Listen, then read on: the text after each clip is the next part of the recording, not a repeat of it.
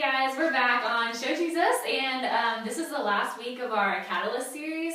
We kind of just wanted to clarify for you guys that haven't been watching the rest of the series what Catalyst even is. It's just the name of the church that Lana and I attend, and it's just a non-denominational church. It's not something weird or creepy. And this week, since it's our last series of Catalyst, we're talking about the ultimate goal. And something that comes to mind whenever you think of the ultimate goal is, why are we here? And I think as Christians, that's something that we're always thinking about. We're always thinking, how is God going to use me? How is God going to use me in college? How is God going to use me in the work field and all this stuff? And honestly, as a Christian, the main goal should be to, whenever you get to heaven, to hear, you are good. Well done, good and faithful servant. That's what you're supposed to hear. So, we all attend another youth group also, and recently leader of that youth group passed away, and it's really hit home on a lot of people's hearts, well done, good and faithful servant, because we all know that when she got up to heaven and when she was face to face with Jesus, that's what she heard. And we all just really want to strive to be like her, and that's, I think, one of the main things that inspired this video is to strive to get the good and faithful servant. And I think that a lot of times we just make it really complicated, and really it just comes down to that. And a lot of times if you've watched the rest of the Catalyst videos, you know that our motto here at Catalyst is know God and make him known. Know God and make him known. And I think Butterfingers today. Yeah, we are. I'm so sorry.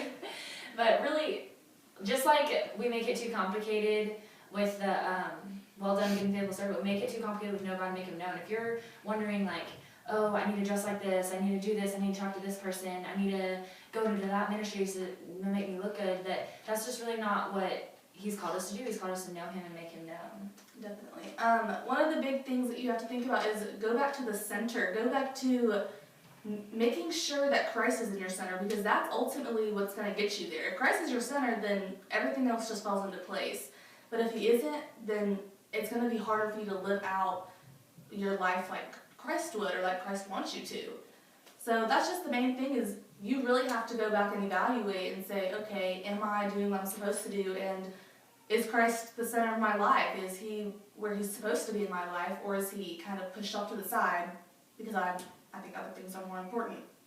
And literally just an hour ago, we were all worshiping, and we were listening to these worship songs, and it just kind of hit me. One of the songs was "Oh Praise Him," and you just kind of repeat, "Oh Praise Him, oh Praise Him," and then another one is "I'll Just Worship You," and you just say that again. That's the chorus, and it just kind of hit home just like what Lana said, that he is the center, and that's the center. And I feel like we just have to come back to that sometimes and just realize that we can't get stressed out. Because I don't know about y'all, but I get stressed out all the time, every day. It's ridiculous. So it's just, I don't know, it's comforting even to me to know that that's what we're supposed to do, is just, I'll just worship you. If things get too complicated, just like Lana said, he's our center. And like we said last week, God's in complete control. So you're not going to have to work to feel peace about it, because once you surrender it to God, you automatically have peace about it, because you have the knowledge that he is in complete control.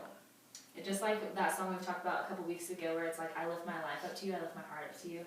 That's truly what that you have to do. And then just like when you surrender it, your tweet the other day was, it's the most difficult thing, but it's the most rewarding too. And exactly. I think that really summed it up really well. Yeah. So we have a couple verses for you guys. Okay, so the first verse is Mark 1:35, and it says, "Very early the next morning, long before daylight, Jesus got up and left the house. He went out of town to a lonely place where he prayed." So I did this. Lana and I do these little things on the Bible app all the time, where we have devotions every day, and it gives you verses. And so I got this verse one day, and I looked at it, and I was like, what am I supposed to do with this? I was like, Jesus prayed. Jesus prayed. Cool.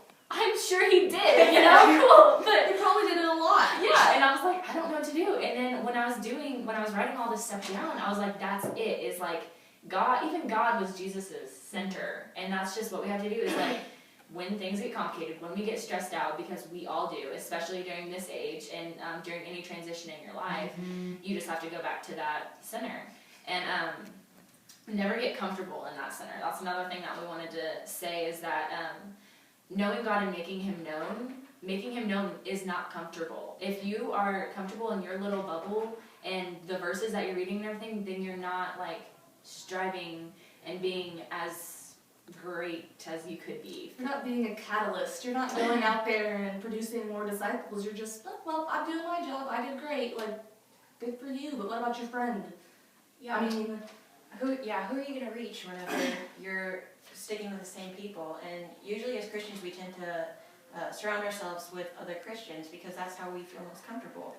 I have a verse, it's James 1:5-6, and it says, "But if any of you lack wisdom, you should pray to God, who will give it to you, because God gives generously and graciously to all. But when you pray, you must believe and not doubt at all. Whoever doubts is like a wave in the sea that is driven and blown about by the wind."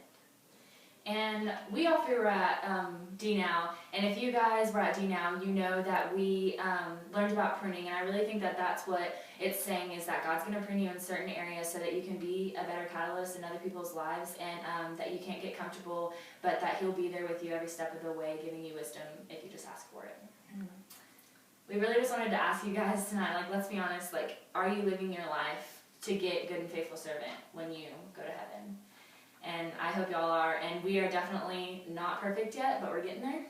That's something I think that all of us are praying for, and as Christians, that's something that we really want to strive to be, and everyone has difficulties with that. yeah, definitely.